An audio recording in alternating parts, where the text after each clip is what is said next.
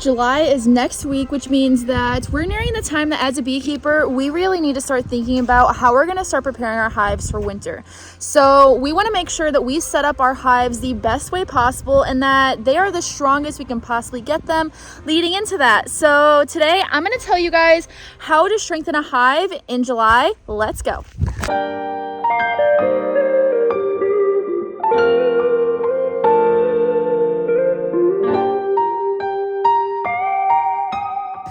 So first things first is you need to ask yourself, how does the actual brood and the brood pattern in the hive work? There's a couple different factors that will go into first why your hive is weak to begin with.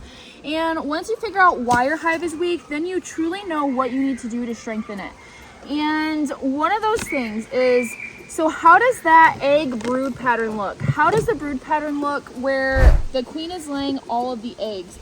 And the reason I say this is because if you have sort of like a dud for a queen that is not laying eggs properly, meaning she's not laying eggs across the whole entire frame, this could be why you are not seeing that high hive number and you're not seeing the strength of the hive increase whatsoever.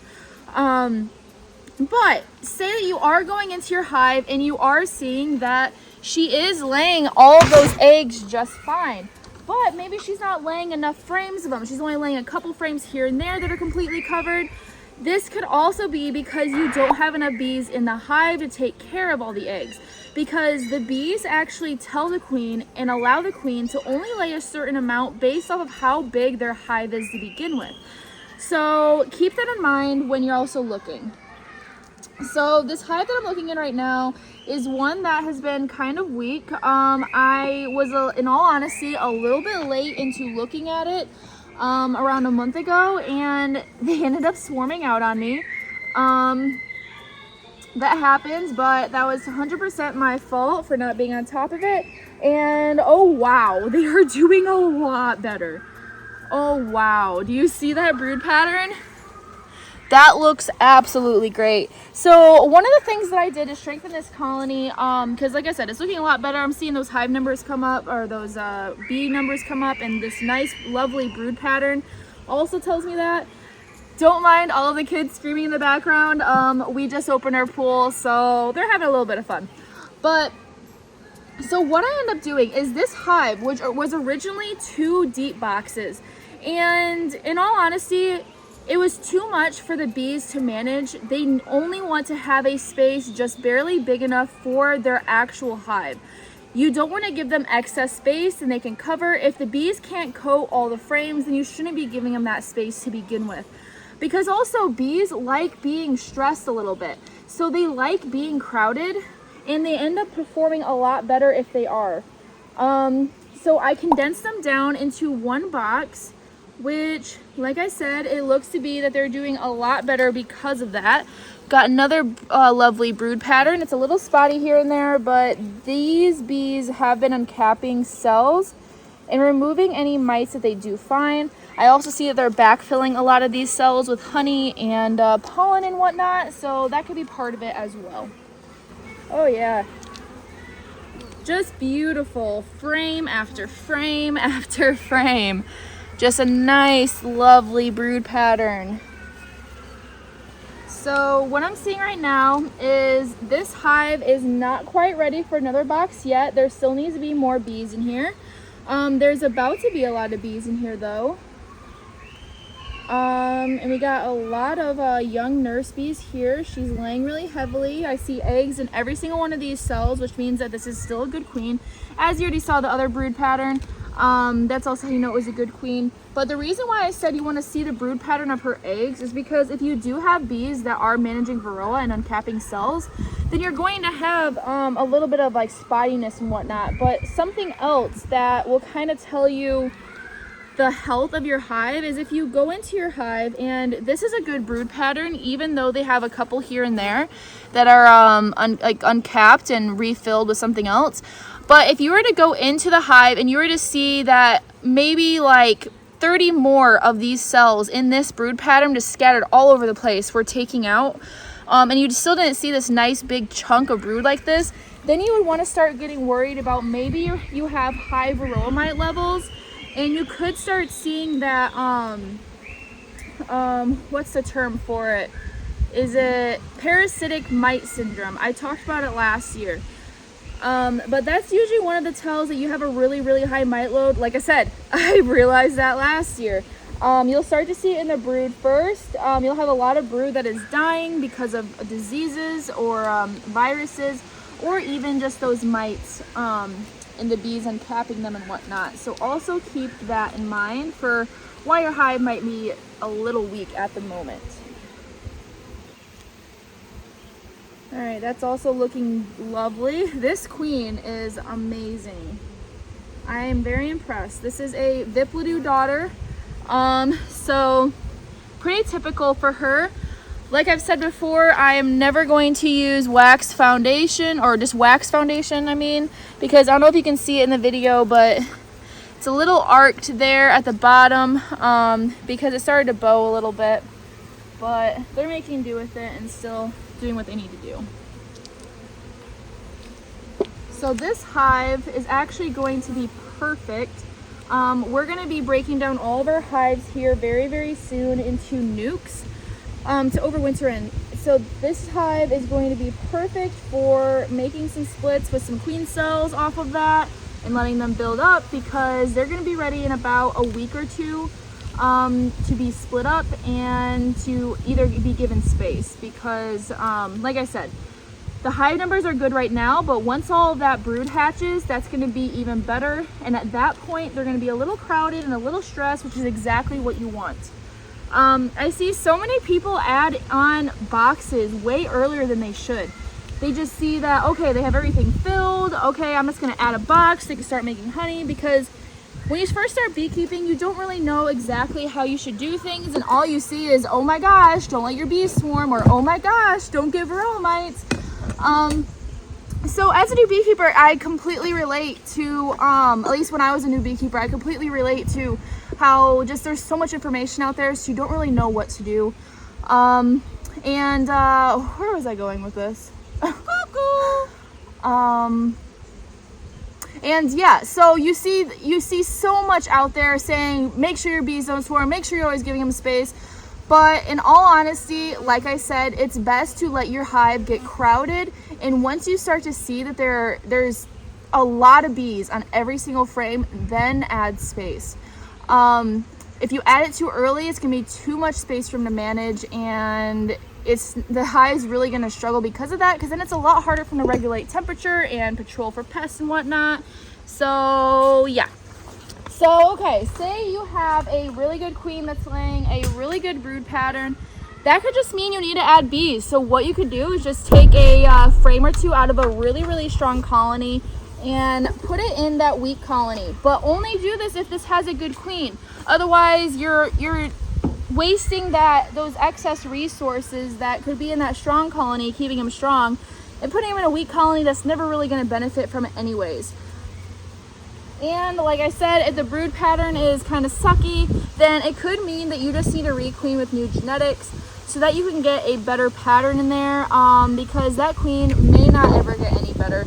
And at some point, if it doesn't get better, the bees are most likely going to try requeening her anyways. So, okay, so this is another hive that was kind of weak. I believe I added bees to this one. Yes, I added bees to this one, that it could help strengthen them a little bit. This is also one that got a little bit of a late start from requeening and whatnot, and it looks like she's doing pretty good.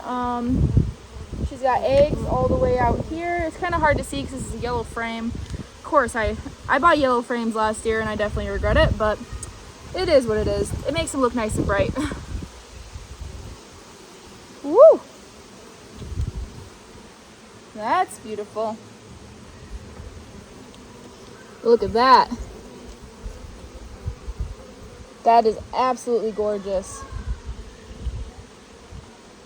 So it looks like this hive's doing a lot better as well. But okay, so you have a good brood pattern, you have a lot of bees, but your bees still aren't bringing in a whole lot of honey. Well, so first off, you got to keep in mind of when are the flows happening in your area. Right now, currently in Michigan, we're starting to enter a little bit of a June dearth. We just got rain, so hopefully this helps turn it around. I'm starting to see a lot more clover start to bloom, so we'll start to see that coming in very shortly here. But for the last couple weeks, that flow really just kind of shut off on us because we weren't getting any rain. So I've been seeing a lot of people asking in like all of the Facebook groups, asking, I put on the super, they're still not drawing it out. What do I need to do? It's been on there for a couple weeks. But just keep in mind that if you don't have a lot of resources coming in, the bees aren't going to be able to expand and grow like you're hoping that they will. Because it really depends on that constant flow of nectar and whatnot. Now, another thing to keep in mind, which you'll realize the more that you keep bees, is that it seems to be that there are bees for making lots of brood and being brood factories, and there are bees for making honey, and there are bees for making wax, and there are bees for making propolis. All the different genetics of bee can be all different. And if you're wanting bees that just collect and collect and collect when it comes to honey, you're going to want genetics that are made to do that. I've noticed that in this yard in particular, some of our hives, like the pollination hives that we brought in, my gosh, are they honey collectors. Like literally if they do anything, they collect honey. But then I also have other hives like the ones I have back here that they're just brood factories. And I got 3 boxes, 3 deeps on top of them, just completely full of brood, and they just keep making brood like crazy. Now they are starting to work on a honey super, but they're not really big nectar collectors. They do collect a lot of pollen though. I have noticed that. So the genetic of your bee is also going to dictate how much you're bringing in terms of honey and whatnot. So also keep that in mind. Let's see here. Another beautiful brood pattern. And this is only a top box. I'm curious what this bottom box looks like because they have brood on both sides, all the way out across. This is also a Viplodu daughter, so she's really good at just building out the whole entire box as her brood nest. Because I've seen some bees, they'll just stay in a couple frames, and that always gets so frustrating because then you're having to arrange things all the time, and you're trying to force them to do what they don't want to do. And train them like I've talked about. So it's nice to have a bee that you don't have to do that with. Alright, let's take a look in this bottom box. See what they're looking like. These are also going to be ready for some space pretty soon here. So okay, we talked about mite load. We talked about number of bees in a hive. We talked about brood pattern, so if your queen is good or not. We talked about the resources in your area and if there's anything coming in.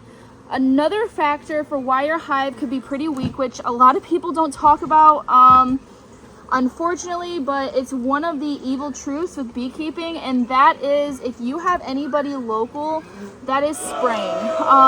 We just noticed this. We have a neighbor that has a whole entire orchard. I don't know if it was him or if it was those yellow flower fields that I showed you guys around, what was that, like a month ago, I think. I'll put up a video of it. But they ended up with that flower field. It looked like they put a whole entire tractor through it because there's really huge tire marks throughout the whole thing, and it was like everything was kind of like pushed down. And I wonder if they might have sprayed it, because shortly after that, a couple weeks after that, we're now starting to see that our hive numbers are starting to decrease. So we're thinking that, and it just happened out of the blue too, even though we have tons and tons and tons of brood, just all of a sudden our hive numbers decrease. So we're starting to wonder if maybe someone local might have sprayed, and that's why we're losing some of our bees. So it's a sad truth, but it's something else that you do have to keep in mind when you are assessing what is going on in your hive and how to strengthen it. Woo. So I know I said that they never sting through these gloves, which most of the time they don't, but lately they've been proving me wrong, and they've been stinging through these gloves. I must be getting close to the queen because they're getting a little feisty on me. Alright, so it looks like, yeah, this hive looks beautiful. They're doing really well. Got a lot of hatching brood here, which they're then backfilling with pollen and a little bit of nectar. Got a lot of young bees in here, which is also great to see. Woo! That's beautiful. Yeah, she's laying in all these cells as soon as they hatch out. That's always great to see. Check that out. So if you just requeened, this could be another reason why your hive is looking a little bit weak. You won't see it right away, but you'll end up seeing it a couple weeks, maybe 3 to 4 weeks after you finally have a laying queen. This is when you're going to see your hive numbers decrease, because all of those bees that were in the hive will then cycle down. They will all die, and they didn't have any brood that was hatching when those bees were alive. So you're going to see that there wasn't that brood present there, because that's when the brood would have been there to help keep those hive numbers up, if that makes sense. So if you just requeened, that could also be a reason why. Okay, so we just talked about why your hives may be a little weak right now. Let's talk about some ways that you can strengthen them so that they get a little bit stronger, so that those hive numbers go up.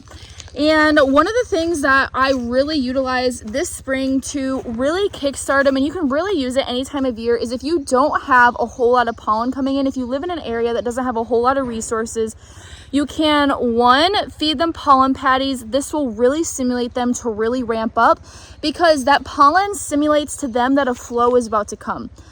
Now, if you do have a whole lot of pollen, this really isn't going to help you in any bit, just because they're going to want that actual pollen versus the pollen patties instead.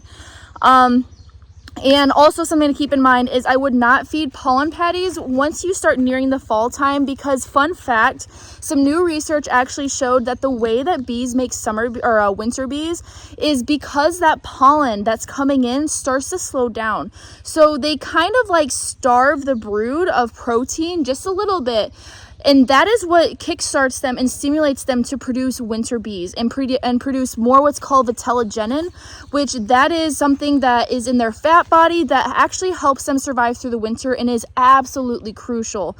So if your winter bees do not have those high stores of vitellogenin, then they're not really going to be able to make it through. But I'll save all that for another day in another video, because there's a lot of information that goes into that, especially with overwintering and whatnot. So, okay, another thing that you can do is if you are entering a period of a little bit of a dearth like we talked about, then you can actually feed your bees some sugar water. That would actually make a huge difference. Actually, hold on, I need a hive tool. Man, ran over there for a hive tool and it was in my pocket the whole entire time. Of course. But so what I've found to work the best for feeding is I really like 2 to 1. So 2 parts sugar to 1 part water. It's not too thick, but it's thick enough of a consistency that a lot of sugar is coming in, and that will also help ramp them up. This is something that I used last year, and it really helps them draw some comb as well. Now, another way though that I use this year, I'm still kind of experimenting with it. In all honesty, I don't know if it works really good in the summertime like it did in the springtime. But one thing I use in the springtime to really ramp up my bees, I fed them a 5 to 1 sugar water ratio. So, wait, I'm saying that completely backwards. So I fed them a 1 to 5 sugar water ratio. So 1 part sugar to 5 parts water. That thinner consistency directly mimics like nectar to them. So it tells them there's a nectar flow, so they really start ramping up their brood nest to help get those numbers up so they can really hit the flow. Like I said though, this is something that I'm still experimenting with. I used it in the springtime. I was recommended to try it by a commercial beekeeper. That's something that they use a lot of times in the spring, and it works great, and I completely agree. It works amazing in the spring, but try it out in the summertime. Let me know how it works. Let me know what you think. I would love to hear your feedback on that. Uh-oh, Spaghetti-O. This hive might have swarmed out on me. Gotta find out.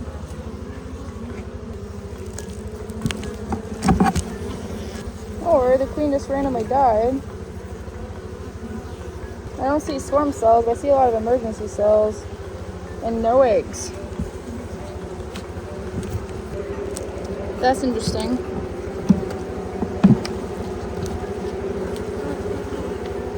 And this is what I would mean by a really bad brood pattern. See that? Now, this isn't just like a brood that's been hatching out. Because some of my other frames are looking kind of crappy, and I'm seeing some uncapped cells, which tells me that these bees may be dealing with a little bit of varroa, maybe? And if not varroa, then a little bit of a brood disease, which happens. But then we have this one over here. It looks a lot better, and they got queen cells for some reason. Emergency queen cells. I have no idea where the queen went in this hive. There's some more bees in it tonight. No, there's a decent amount of bees. She swarms? All they have are emergency cells. And the brood pattern's really crappy. Did they supersede her? I'm seeing, hold on. Not only that, look at that bee here. Okay, so she's like purple. Yeah, like you got something. Yeah. So she died. Something happened to her. Because yeah, there's capped emergencies in here. Any good ones? I think there's one down here that's developing. How long has the eggs been gone? I don't know. Is there any fresh eggs at all? No. There's some that right there, they're developing. Where did I see the extra queen cells? So this one. We'll let them do what they're thing. I'm gonna turn the bee vacuum on for a second. Okay. It might be loud. No, you're okay. Let me just finish this up real fast and I'll be over there in a sec. So to sum that all up, remember, in order to make a strong hive, you need to have a high number of bees. In order to take care of brood, you need to have a healthy queen that's laying a proper brood pattern. You need to have resources of pollen and nectar coming in. And they need to be healthy. They shouldn't have too many varroa mites. You preferably don't want them to be coming in contact with pesticides and whatnot, but as you know, you can't really control that sometimes. And lastly, only put them in a box that they are big enough to handle. Do not give them too much space too early. That is a rookie mistake that I've made and I've seen so many other people make. So don't feel bad if you do, or if you have been. We've all been there. We've all done it. So yeah. But okay, so Casey and I have another cutout to do tonight. He just built a bee vacuum, so I'm gonna go down there and film him for the next video. So make sure you don't miss it. I will see you then.